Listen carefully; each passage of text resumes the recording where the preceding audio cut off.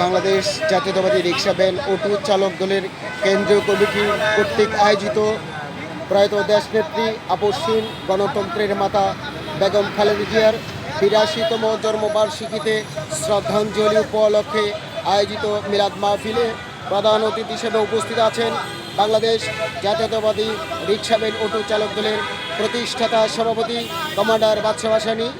আরও দেখতে পাচ্ছেন বাংলাদেশ জাতীয়তাবাদী রিক্সা ভ্যান অটো চালক দলের প্রতিষ্ঠাতা সাধারণ সম্পাদক মোহাম্মদ আফজল হুসাইন।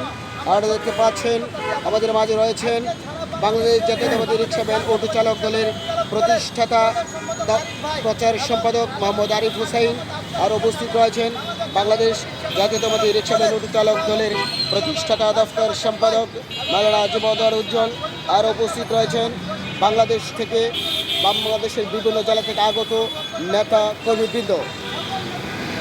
বিগত বাকশাল স্বৈরাচারী আন্দোলন সরকারের আমলের নির্যাতিত নিপীড়িত সকল শ্রমিক জনতা, রিক্সা শ্রমিক জনতা গড়ে তুলে একতা দেশনেত্রী বেগম খালেদা জিয়ার রুহের মাগফিরাত কামনা ও আমাদের আগামী দিনের রাষ্ট্রনায়ক বর্তমান মাননীয় প্রধানমন্ত্রীর দীর্ঘায়ু সুস্বাস্থ্য কামনা করে আজকের মিলাদ মাহফিল অনুষ্ঠানের কোরআন থেকে তেলাওয়াত করেছেন মাওলানা ওয়াহিদুজ্জামান। মিলাদ শরীফ পরিচালনা করবেন জনাব আব্দুল করিম। ধন্যবাদ।